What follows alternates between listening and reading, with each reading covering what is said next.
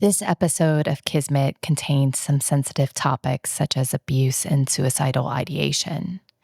Please take care listening.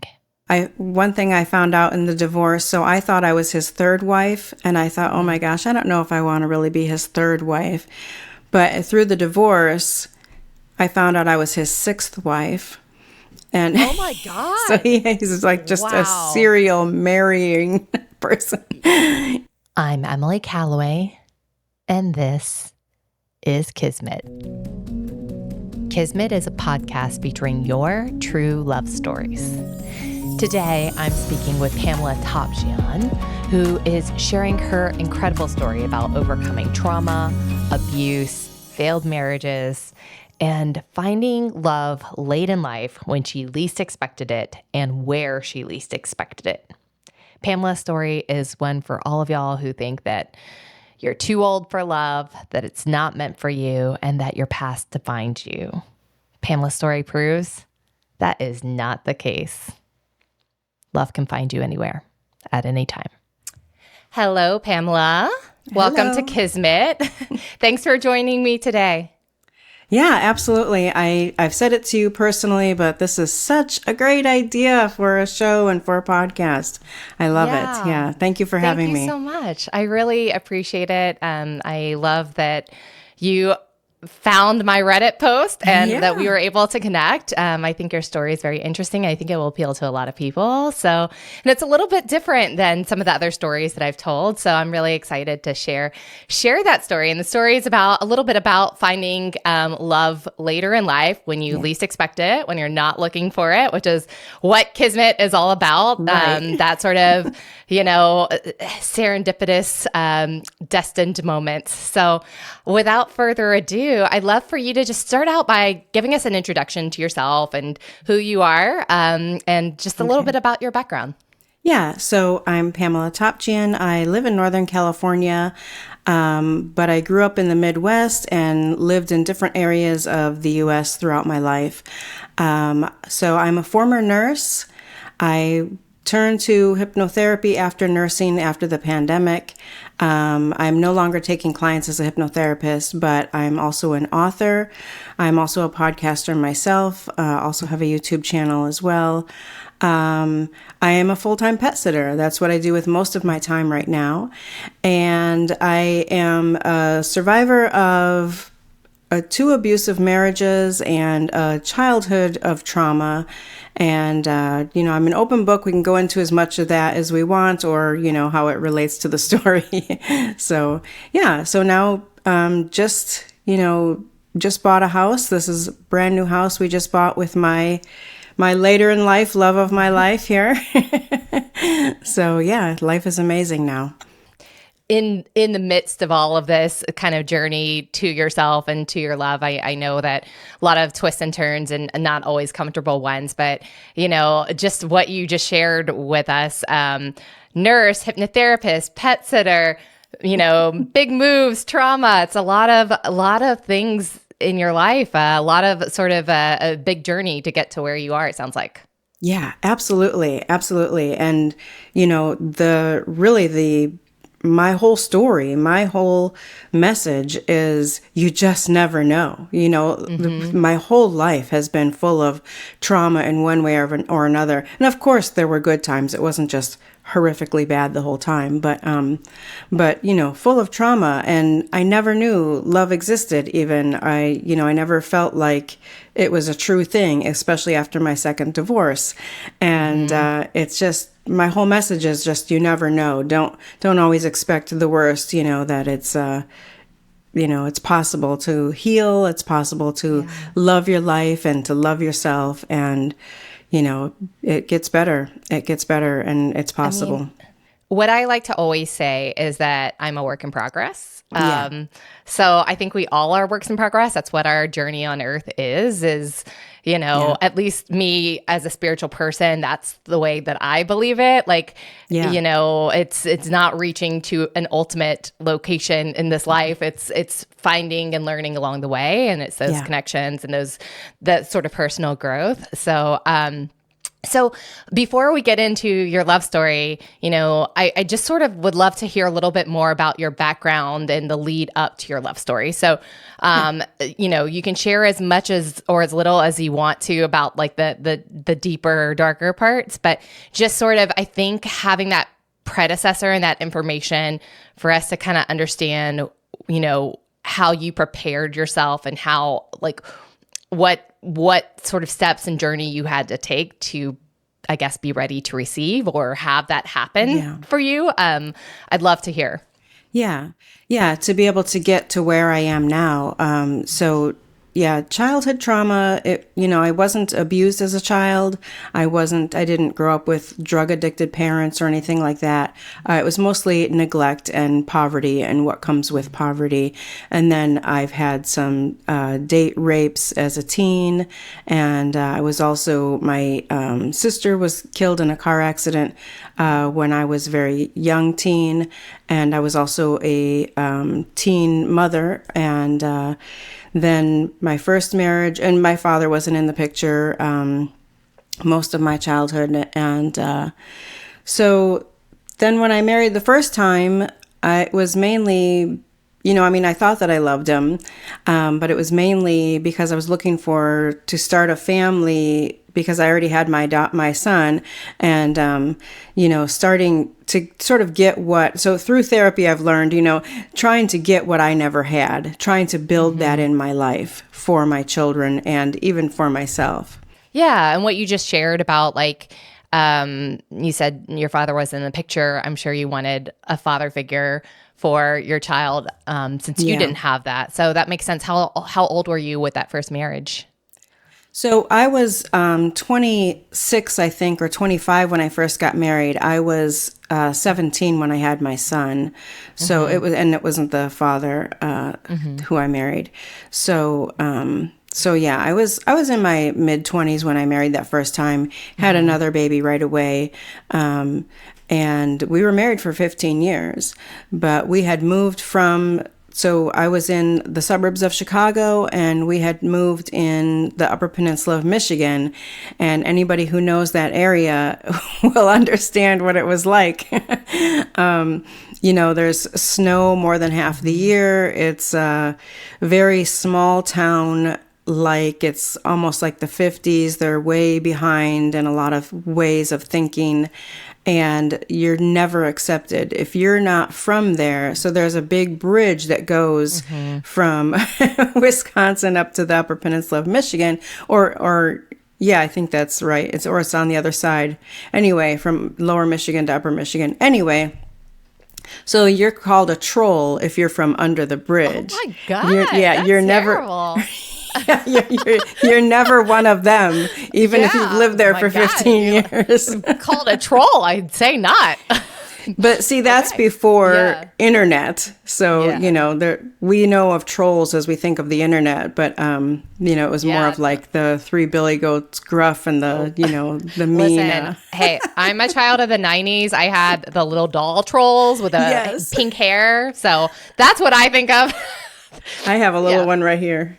Oh my God, that's hilarious. I really like, some people had Beanie Babies. I had trolls. I had quite the troll collection. My mom still probably has them somewhere. She's probably still waiting for me to come and reclaim them. Right.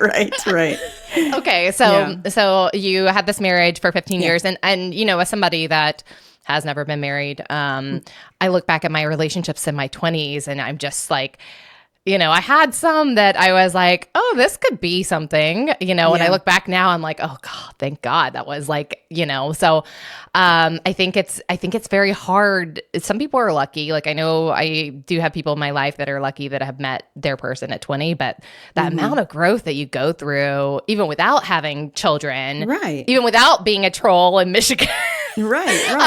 It's the amount of self-growth that you go through your late 20s, early 30s, that period of discovery of like owning your voice and figuring out, what you really want versus what society tells you that you want or your parents or your upbringing or your surroundings. So, it's very challenging. So you were with that person for 15 years and you had your first child and then you had second child. Did you have any more with them? No, I only have two children. So the first husband he's in the law profession, and he became very controlling and emotionally and verbally abusive. And that's when I had went to, after my youngest was entering into, tweens, like early teens. That's when I went back to school, and went for my nursing degree and did that. So at the time, it wasn't necessarily a thought of how to get out, but I think in the back of my mind now is like, okay, if I want to leave, I'll be able to take care of myself. I think that was in the back of my mind when I started my nursing. And then through nursing school, because it was years through that, near the end, I was definitely thinking that way, that I'm going to leave him when I'm ready to, be independent and be on my own and take care of myself and my kids and that. Yeah. So I'm curious also, since, when I think about nurses, I think about caretakers. Did you find yourself sort of in a caretaking relationship as well, where I can imagine, like, if you're caretaking as your career and then you're going home and doing everything for your family and your partner, like, that could just be incredibly draining. It wasn't that way. So I was going to school for nursing in my first marriage. And when I was taking my state boards, when I was taking my exams at the end before graduation and then taking the state boards, while I was doing all that is when I was going through the divorce. So I wasn't working as a nurse at all in that first marriage. And he was so controlling that the last couple of years, I would just try to stay out of his way. I would just try to not be in the same room when he was home. And he was also an alcoholic, which got worse and worse and worse throughout the marriage. When we had went to marriage counseling, and everything that was suggested to us, like, he was non-compliant with the counseling. And even though it was his decision, he asked me to go to counseling to at least give it a try. And because I was done, I knew I was done. I knew I was done for years, and I was ready to just go. And I agreed to go ahead and go to counseling, mainly for our daughter more than anything. And because we had been together so long and we had this daughter together, I thought, if we can repair this and make this a better relationship, then I will try. But I really had no hope. I did not think that was going to happen. Yeah. But I think we went to 3 sessions and he was actually getting worse. So like I said, he was an alcoholic. He worked second shift. So he would work from 2 to 10. And then he would come home and he would go out to drink. And so one of the things the counselor said was to try to do more things together away from home and go out together, and for him to not go out to drink after work so much, or I don't know. But he ended up going out more and drinking more at home, and anything that I brought up for us to do as far as like a date or to go out and do something, any event or anything, he just shot it down like everything else I've ever mentioned or suggested, like, so he was just very negative and, and put me down in that way all the time. I'm so sorry to hear that. Yeah. So you did leave that marriage, and then so did you leave Michigan? Did you stay in Michigan? What was sort of the next step? I stayed in Michigan for about a year. So I always say that I jumped out of the frying pan and into the fire. I went into another marriage right away. And it was somebody that I had known from before, and I didn't get to know this person. We weren't in touch for 20, 30 years or something. And I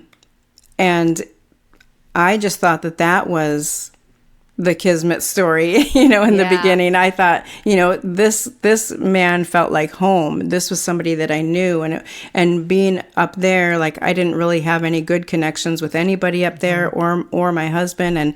And so it was like finally somebody who knew me as a kid and, knew my mother and my sisters and, just, knew my son already. I mean, so but he ended up I didn't get to know that person, and I mistook like familiarity for love. And I wanted that connection that I hadn't had for so long, and I just jumped right in. So I didn't get to know him, and he was now not only an alcoholic, but he was also a drug addict, which I did not know until later in the marriage. We were together for 8 years, and about the last 4 or 5, maybe, he was in and out of recovery facilities and psychiatric wards and stuff. And he was abusive in every way, and it just got worse through the years. So he didn't get physically abusive until the end, and that's when I decided to leave for my own safety. But the whole idea with him was I felt like, I knew him. I knew he had mental health issues. I knew that he had been abused as a child. And I thought with my good job, that I could afford for us to pay the bills and live, and he could get the help that he needed, that he could finally have the freedom to get the help that he needed. It wasn't necessarily that I was going to save him or help him. It was like I could provide the resources for him to get the help and heal. And he never, one big lesson from that is, nobody's going to heal until they're ready. Nobody's going to go for any therapy or take anything seriously. They can have all the resources in the world, and they're not going to do it until they are absolutely ready. Yeah.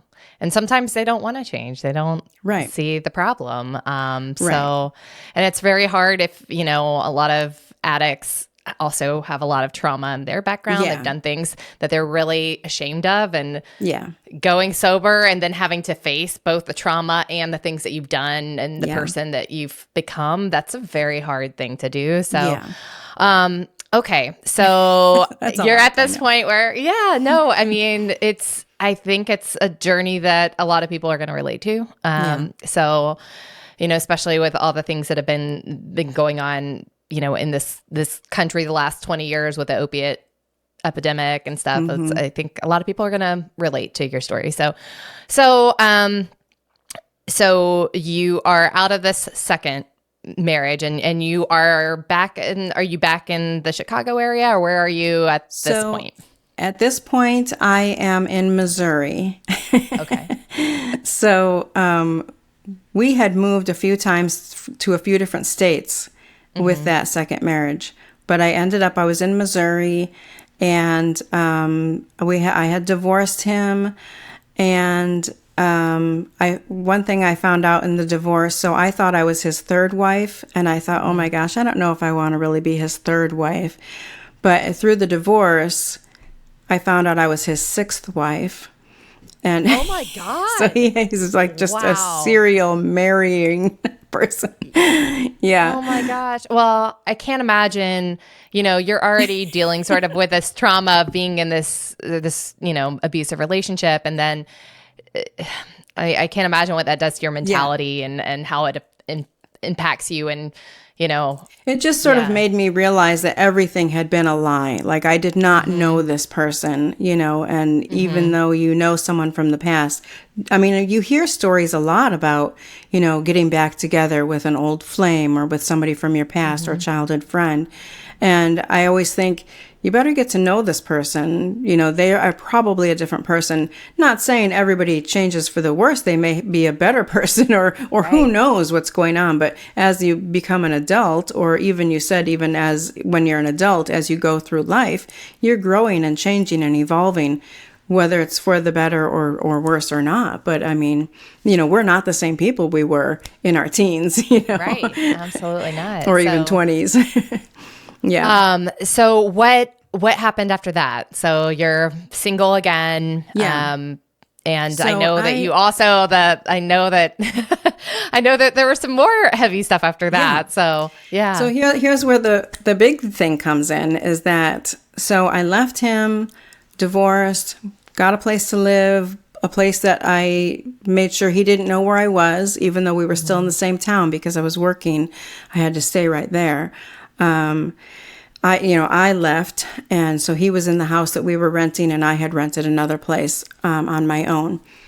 I started to have a major, I started to have, nightmares and very fearful, very anxious all the time. I was even suicidal. I started just really spiraling downward. And I didn't understand this at all because I thought everything should be great now. I'm on my own. I'm away from him. He doesn't know where I'm at. Now I'm free to be me and live my life. And I just started really spiraling downward really fast and really hard. And I was actually, at that time, I was sort of going on dates just to get out of the house, just for fun, go out to eat, go to a movie, go to a museum, go for a hike, whatever. But it was always just like 1 or 2 dates, and then that was it. I didn't want any relationship. I was just looking to companionship and get out of the house, basically. But through time, it was harder and harder for me to even get out of bed. And I had changed jobs and ended up leaving a job and trying for something different than nursing because it was so hard for me at that time. But eventually, so less than a year from the divorce, I was, like I said, I was suicidal. And as a last-ditch effort, I got on a bus with a one-way ticket to California from Missouri, and I had never been to California before. Mm-hmm. And I did this basically to save my life. And it was really another friend who had said to me, I might be doing this. This friend was going through something similar than I was. And they said, I have a friend in California. They've invited me to come for a fresh start. Maybe that's something you want to do, is move there or move far away, just to get a fresh start and get away from here. Because I really did think a lot of my fearfulness was worried that I was going to see him or he was going to find me. Yeah. Yeah. I mean, I think that when you're in it, you're in survival mode. And so there is that sort of, you do what you need to do to get through it.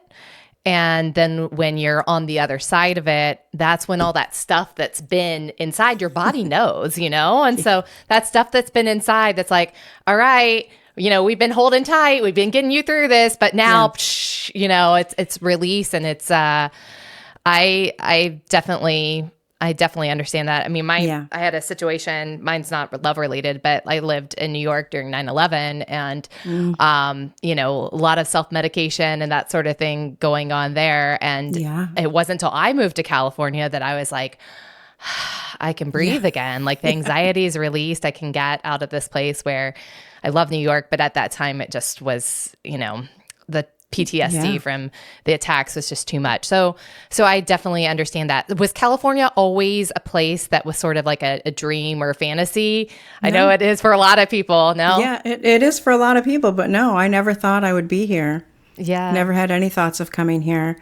So I learned, so you're absolutely right, because I had went to therapy then after I came to California, but my therapist taught me that, I was in survival mode basically my whole life. My whole life I was in survival mode. And once it was like just me, because my kids were adults already at that point, and I wasn't married. I didn't have anybody I had to take care of. Nobody was relying on me for anything. It was just me. And then it crashed, Mm-hmm. So that's what that was. Absolutely. I mean, I didn't understand it at the time, but... Yeah. Did you start the hypnotherapy that like transition to that during this process, or was that before or after? What? No. So I already knew about 5 years into nursing that it was not the job for me. And I won't go into that because that's a whole nother story. Yeah. But so I went to a school for... integrative healing type of practices and different holistic modalities and stuff. And it had a bunch of different ones. It was kind of an intro course into all these different things. And hypnotherapy was one of them. And this is during my second marriage.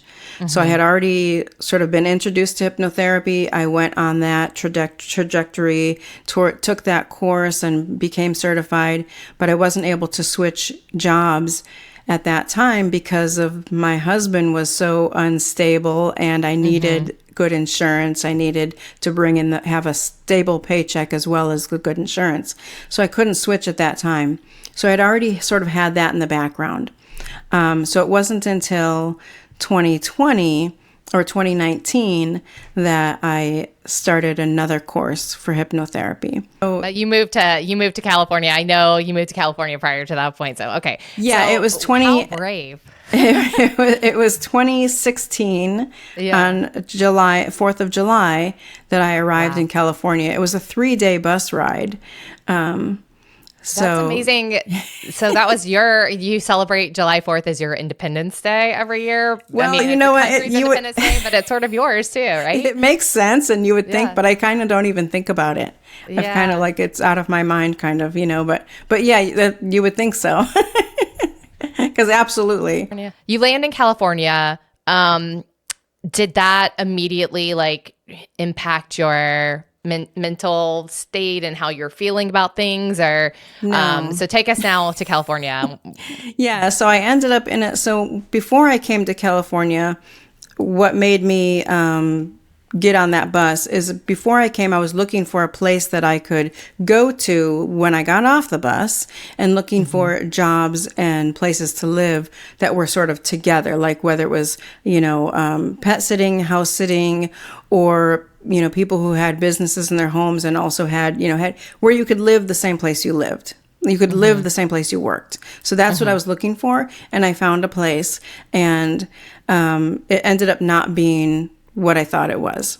And, so I ended up in a place that was not so great, and I was still like going through this. I was still suicidal. I was still very anxious and fearful. And that situation that I got in made it even more so. And I knew I had to get out. It's like, if I can't get out of here, I'm dead. That's it. And so I was still very anxious, fearful, suicidal, all of that. I do want to mention, because I've mentioned a couple times about the possibility of taking my own life. The reason that I didn't was not my children, but my mother, because I had lost a sister when she was a teen, and I was a very young teen, and I didn't want my mother to lose another child. So that's what kept me trying to hang on. So I got out of that situation, and again, that's a whole nother story. Yeah. And that's my third book. I'm working on that now. But then I got out of that within 3 weeks, and I was working for a residential home to where I could do kind of not nursing, but caretaking, because when you're a nurse, you have to switch your license every time you move to a different state. Yeah. So it's a state board license, and that's a huge process. So, and also I wasn't sure that I was still in the mental state that I could really trust myself to do that kind of job, having that responsibility. So anyway, so from there, then I went to do a long-term kind of house and pet sit after that job. So it was still like jumping around, moving, different jobs and stuff like that. And then when I was there, I finally felt like I could breathe. It was another woman who was just going through a separation. She had lost her mother. She was in charge of her mother's estate, and she had like 3 pets, and her mother had pets, and she was still working full time. And so, we helped each other out, basically. I didn't pay her and she didn't pay me, but I had a place to live, and I took care of, the animals, and helped her with packing up the house and getting rid of things and getting the house ready for sale of her deceased mother. Yeah. And that's at that time that I met my husband, my now husband. Yeah. So that's when I started therapy too. Yeah. Yeah. Well, therapy is definitely, Yeah. definitely important part of the journey. So I do think that that's beautiful, though, that you met this other woman that was kind of going through her own grief and, hardship, and that you were able to connect and be sort of each other's support system Yeah. at that point. So I think that's really beautiful. So you get into therapy. How far after therapy, we'll get into meeting your husband, but how far between starting therapy and meeting your husband, like what sort of timeline?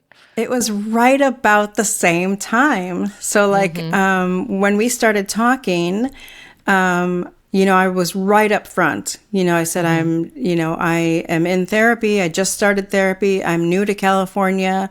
I was real up front with everything that was going on with me because I knew I was so out there. I didn't even know how I presented to the public or how I would seem to other people because I was so so anxious and depressed all the time. And even going like to the store, I had a really difficult time just going anywhere and doing anything. I just, any like responsibilities and stuff, it was difficult. So I had just started therapy and we had met. And so, should I tell how we met? Well, let's get into it. So it sounds like to me that, you started this journey, like you had to hit what they call rock bottom, this desolate period where you're suicidal, where you leave your job, your entire life behind. And it sounds like this is the first step to what is right for Pamela. Like I have done what's right for my family. I've gotten a stable job to support my family and support my children and to leave a marriage and to then, support my husband in the next iteration of my life. And this seems like it was finally like your turn to do you. So you moved to California. Every move has all sorts of hijinks. It's also part of the self-discovery and also learning, hey, maybe this isn't right for me. Maybe this isn't right for me. Oh, finally, like I'm feeling settled. I'm feeling like I'm in a place where I'm connected with what I'm supposed to be doing and where I'm supposed to be. So then let's get into the love story because it's pretty magical in itself. So how did you meet? And take us through this sort of journey. And were you at this point looking for love, or were you, just sort of just trying to be and figure out, who Pamela is? Yeah. So I definitely, after that second divorce, I was never going to marry again. I knew I was never going to marry again. I always said I was never going to marry again. I also lost any hope that love was really even true and existed. I really felt at that point, love is just a fairy tale. It's not a reality. I went between that or what is wrong with me that and a lot of us go through this, that I attract these kinds of people. People will say my picker is bad or whatever. But after therapy, it really helped me to learn that everything I've been through, it helped me to figure out what I've learned from everything I've been through. So anyway, I was not looking for love.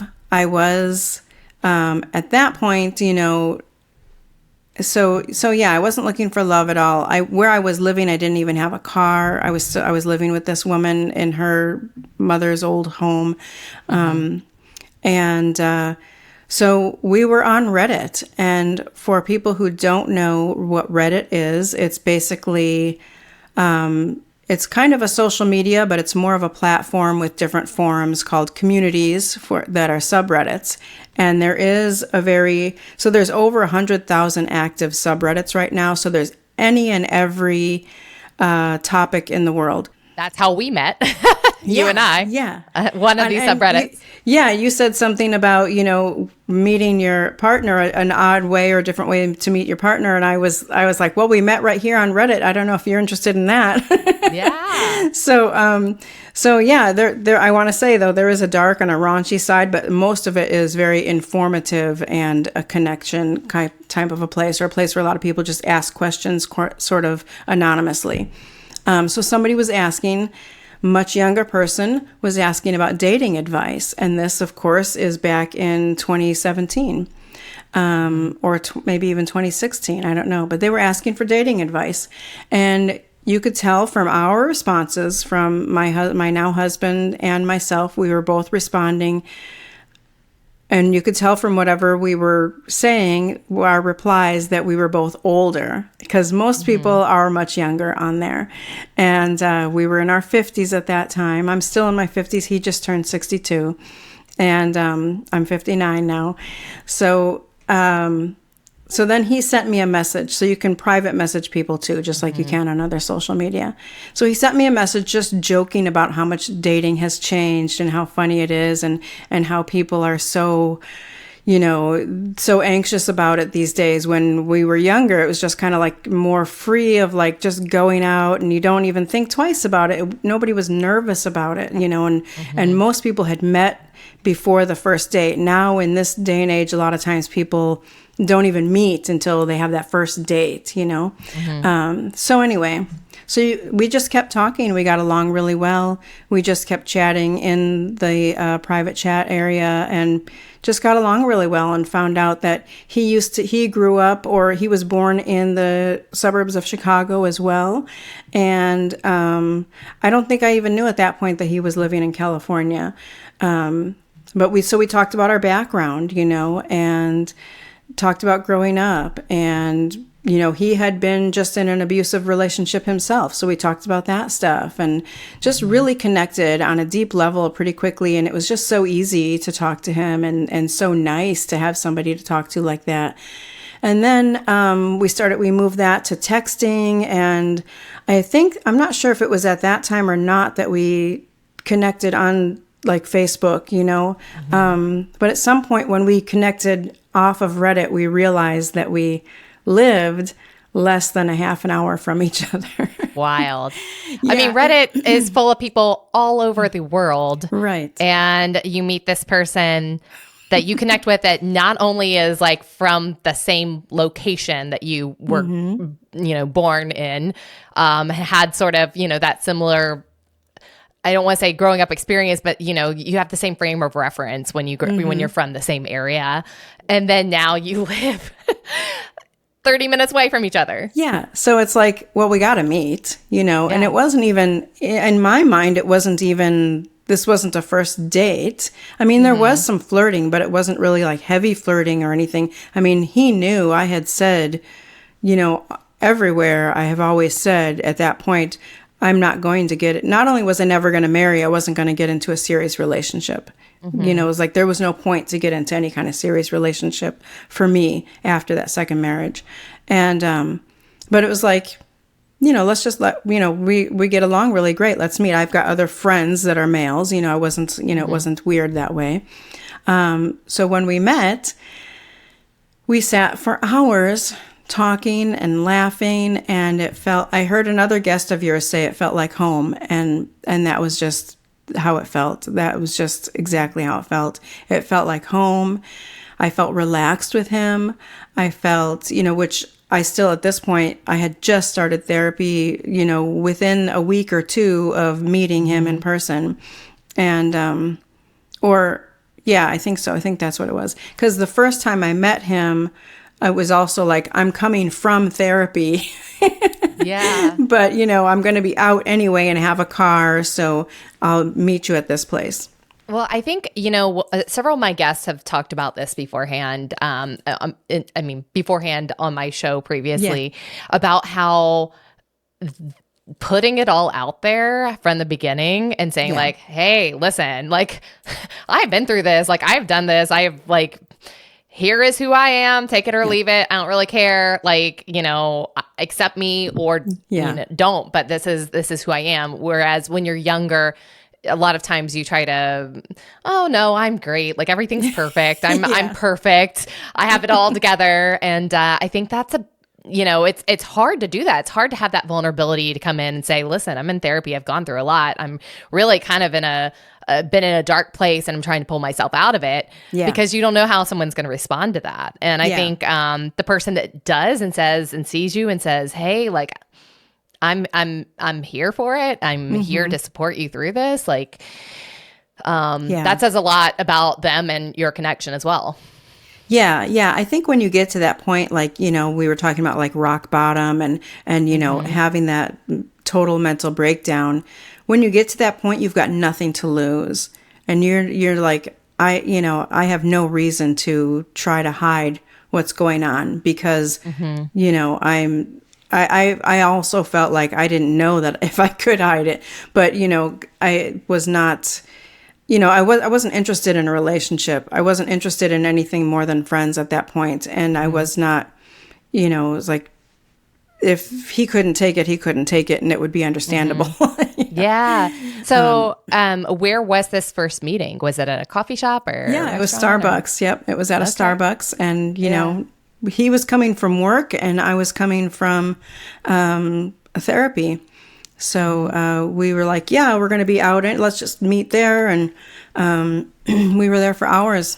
That first meeting, you said you came in thinking it's friendships and it felt like home, but was there that sort of romantic spark from the beginning, or was it really was there like, oh, he's handsome? Was there that sort of thing, or was it still like just kind of like a wall where you couldn't see or experience anything? I did start to think a little more romantically after we met, but I still was very much like, I'm never gonna be in any kind of serious relationship. I don't want that. I'm not ready for that.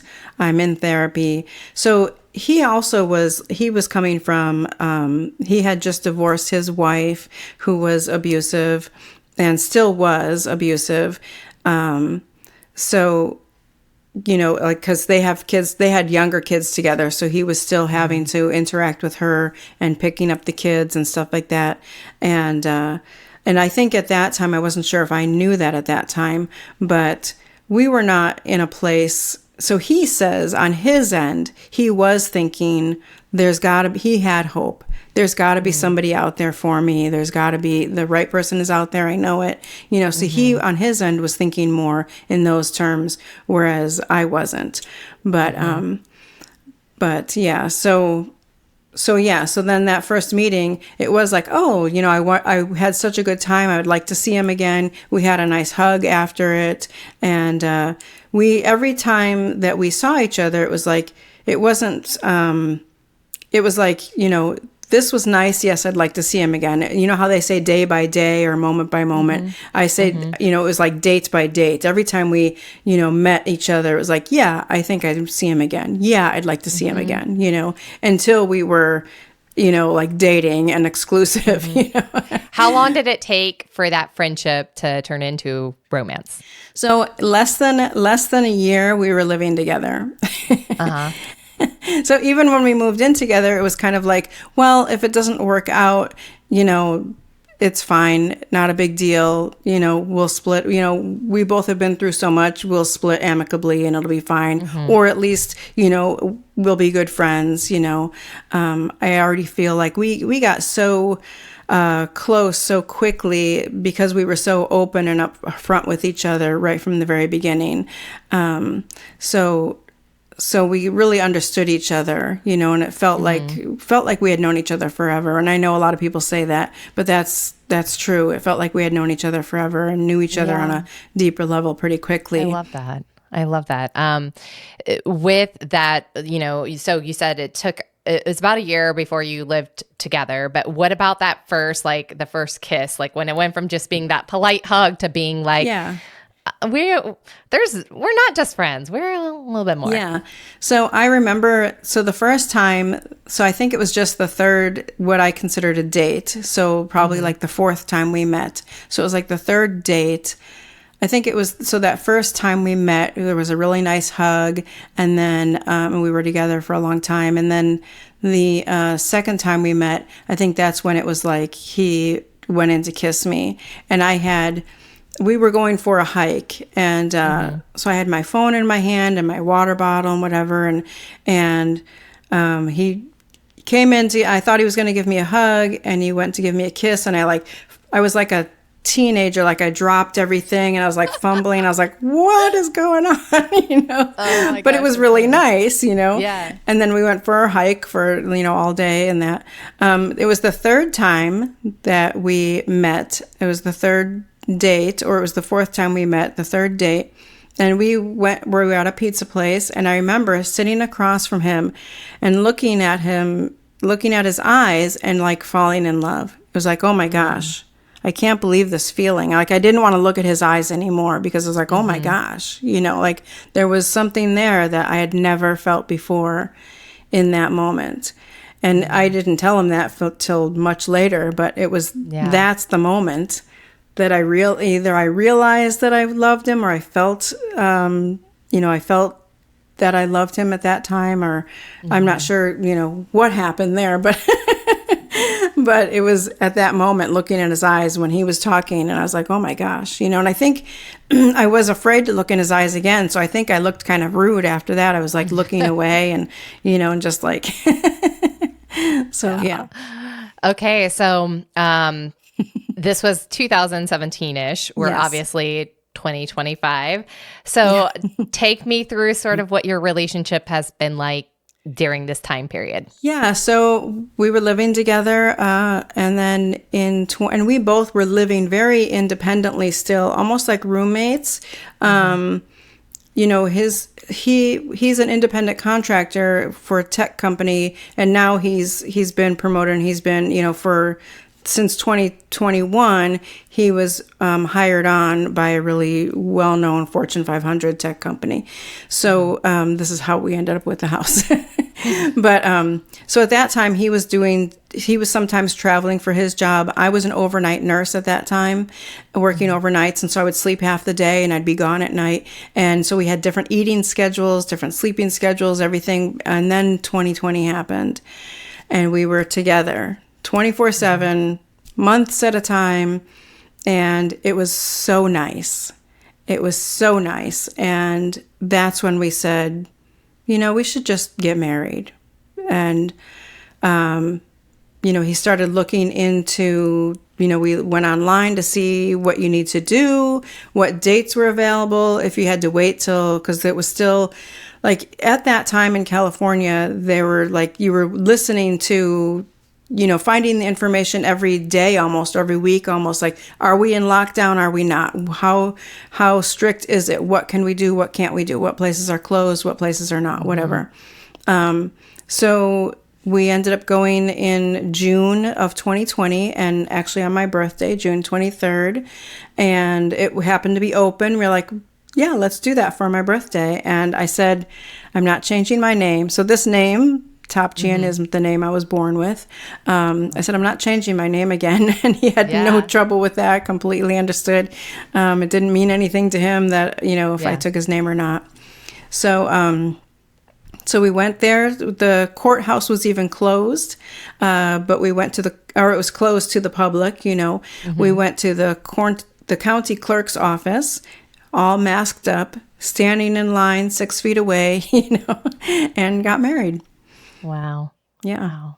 So, and I mean, by the glow on your face and the smile that I see, it seems like it's still really working out for you. So it's amazing that every year since we've been together has been better and better, both personally and together. Like our lives, even individually as well as together, have been better and better since we got together. And then since we got married, it just like skyrocketed to now, like I said, we just bought a house. And, I'm able to, nursing has always been for me after the first 3 years or so, nursing has always been not the job for me. And I have terrible arthritis in my hands from the nursing career. But that's not even, it's so much more than that. Anyway, so I was able to, after 2020 and some of the stuff that was going on in nursing at that time, I was able to quit and not renew my license in 2021 because he got this other really nice, really great promotion, hired on for this great company. And I was able to pursue hypnotherapy again. And then after things started opening up, started doing pet sitting more full time. And so living my life and loving my life and writing my books and doing my podcast and other people's podcasts and things like that. So just loving everything I do, compared to just kind of going through the motions and living life and doing what I had to do, or, Yeah, I love that. I mean, I think that we, as I mentioned earlier, we're all works in progress, right? Yeah. And, finding what moves you, finding your purpose, finding your person. Some people are lucky and it happens earlier for them, but just because it hasn't happened by the time you're 40 years old doesn't mean it won't happen, that you can't find your person, that you can't find your purpose, that you can't find your happy. So I'm really just so happy for you that you have found all of that. And yeah, I mean, it really is very clear by your countenance how from just seeing you light up after talking about him, like it's very clear. So I would love to hear sort of your advice to our listeners about relationships and love, and what you would tell them, what you would share with them from your experience that you think might be helpful. Well, definitely, the obvious, never give up, never say never, but also know that whatever you've been through, you can heal. You can get, even if you're 50, whatever you've been through, and even if it goes back to childhood or past relationships, you can heal. I hate for somebody to give up because they've been in bad relationships and think either all men or women, men or women, whatever, are bad, or you're flawed in some way, or, your picker is bad, quote unquote, or, just that it's unreal. Go for that therapy, whether it's therapy, counseling, or a coach of some sort, whatever works best for you. If you've been through any kind of trauma and you're finding yourself having a hard time in, finding your person, work on yourself, go to therapy, get some help yourself to work on yourself.